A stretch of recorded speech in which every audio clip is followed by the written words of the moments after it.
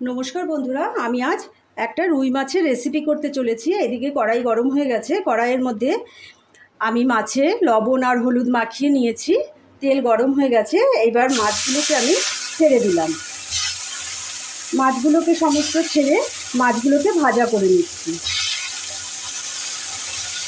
সবগুলো মাছ আমি একসঙ্গেই দিয়ে দিলাম।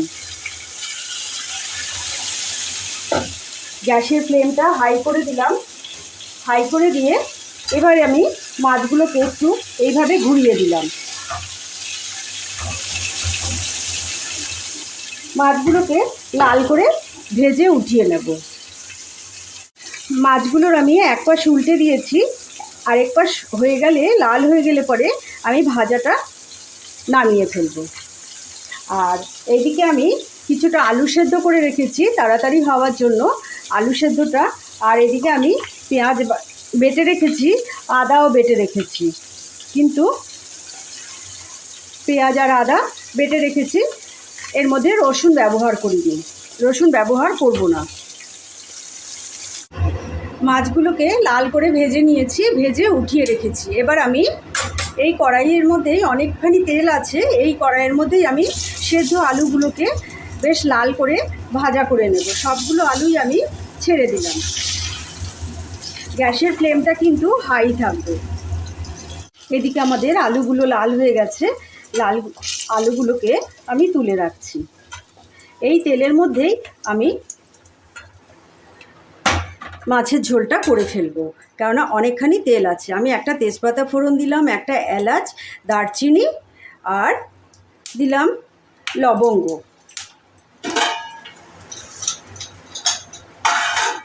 আর দিলাম সাদা জিরা ফোড়ন। গ্যাসের ফ্লেম এখন লো করে দিয়েছি। এবার আমি পেঁয়াজ আর আদার যে বেটে রেখেছিলাম সেটা আমি দিয়ে দিলাম,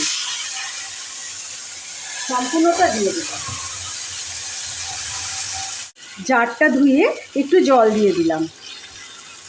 আর এর মধ্যে জিরা আর ধনের গুঁড়ো 1 চামচ দিলাম, ছোট চামচের 1 চামচ। আর হলুদ দিলাম রং হওয়ার জন্য। এদিকে দিলাম কাশ্মীরি লঙ্কার গুঁড়ো, ছোট চামচের 1 চামচ। কোন ঝাল খাবে সেইভাবে ঝালটা দেবে। আমি এবার ঝাল লঙ্কার গুঁড়ো দিয়ে দিলাম, সঙ্গে দিলাম পরিমাণ মতো লবণ। আমার চ্যানেলটা যদি ভালো লাগে তাহলে অবশ্যই লাইক, শেয়ার, কমেন্ট, সাবস্ক্রাইব অবশ্যই কিন্তু করবেন।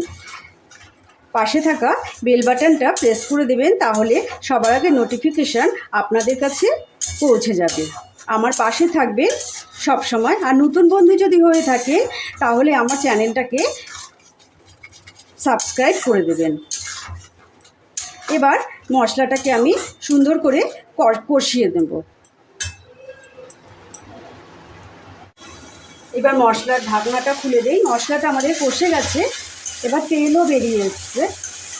আর একটু ভাজা করে নেব, করে তারপর আমি জল দিয়ে দেব।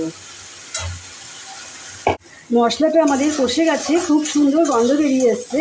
এবার আমি জল দিয়ে দেবো, পরিমাণ মতো জল দিয়ে দেবো। যে যতটা ঝোল খাবেন সেইভাবে ঝোলটা দেবেন। আমি খুব একটা ঝোল রাখলাম না, অল্প ঝোল রাখলাম।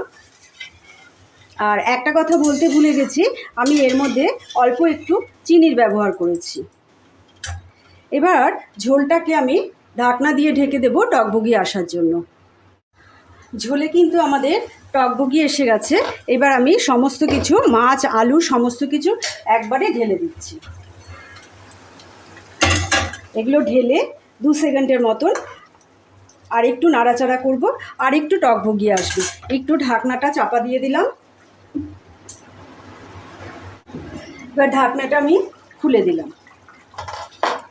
খুলে দিয়ে আমি একটু টক দই ফেটিয়ে রেখেছিলাম, এই টক দইটা দিয়ে দিলাম। গ্যাসের আগুন কিন্তু একদম কমিয়ে দিয়েছি। টক দই ব্যবহার করার সময় কিন্তু গ্যাসের আগুন একদম কমিয়ে দেবেন। আমি 2 চামচের মতন টক দই ব্যবহার করলাম, এটাতে দিয়ে দিলাম। আর দিলাম কস্তুরি মেথি, দিয়ে দিলাম। আর একটু গুঁড়ো গরম মশলা, এটা আমার বাড়িতেই তৈরি। আর দিলাম 1 চামচের মতন ঘি। ব্যাস, আমাদের রান্না কমপ্লিট হয়ে গেছে। সাধারণের থেকেও একটু অসাধারণভাবে মাছের ঝোলটা তৈরি করলাম। কেমন হয়েছে বলবেন। এর নামটা আমি দিতে পারবো না, কিন্তু নামটা আপনাদেরই দিতে হবে। তবে ভালো লাগলে অবশ্যই কিন্তু লাইক, শেয়ার, কমেন্ট, সাবস্ক্রাইব অবশ্যই কিন্তু করবেন। এটা আমার অনুরোধ।